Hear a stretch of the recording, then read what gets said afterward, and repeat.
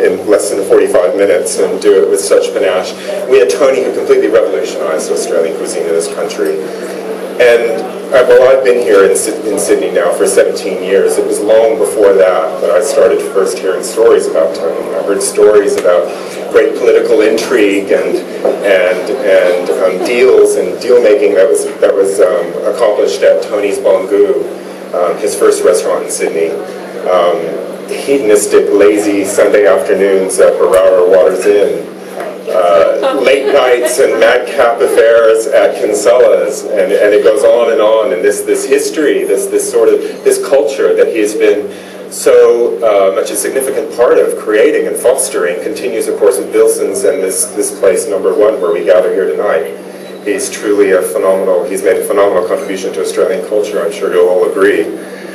So how fortunate are we at Sydney Writers' Festival that he is a partner of us and has been a partner. He and Amanda have been a partner of the festival for over 2 years now, and we've gathered together with late nights at number 1, where we gather together in festival week for poetry readings. And how fortunate we are also that Tony has finally been persuaded. I'm sure after many a publisher has tried and many an agent who's tried, he's been persuaded to write down his autobiography so that we can finally, after all these years, get his side of the story. I know that I don't have the history with Tony that a lot of people have, but I know I'll always cherish this past festival after the final late nights at number 1 on Saturday night concluded, having dinner with Tony and Amanda and a few others, and Christopher Hitchens, who was a guest of our festival, this past festival. Hitch, of course, who is facing the challenge of his life right now with cancer. And our thoughts are with Hitch tonight and throughout the year as he struggles with that. But what that night was just a glimpse of what Tony and Amanda do and the role they play in Australian culture. Hitch, was in a way, just completely unrepentant in his defense of the Iraq War. There were arguments and fights going around. There was poetry spilling out. There was beautiful wine. There was charcuterie. There was cassoulet that just kept coming to the table. And I hope that of all the things that you write, Hitch, that you do finally let me know whatever became of Hitch's request to you for the potted grouse and a hamper on his way back, way back to the United States. But without further ado, Tony, as Sandra has said, has agreed to give us a peek at the autobiography he's writing. This is our equivalent of theater companies who let you peek behind Backstage to see how it's all done. We get to hear a manuscript in progress, or snippets of a manuscript in progress, before the lawyers get their hands on it. So, without further ado, ladies and gentlemen, please join me in welcoming Tony Bilson.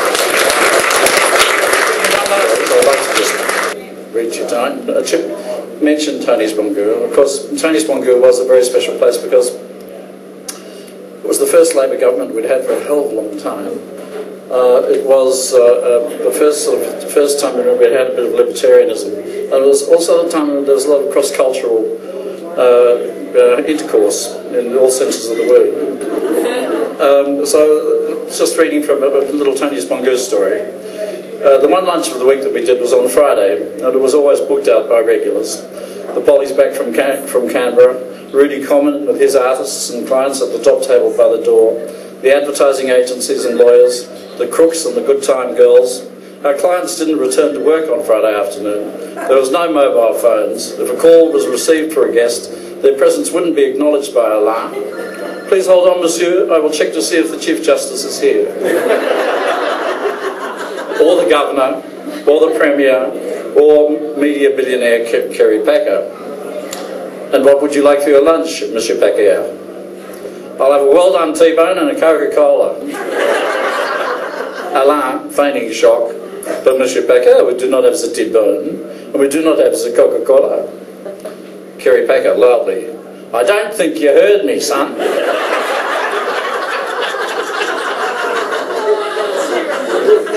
We sent a waiter up to the local pub, the Crown.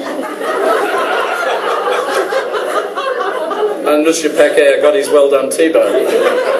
At the same time as Monsieur Chisholm got his Matalote lobster. Rupert Murdoch was a lot more civilised.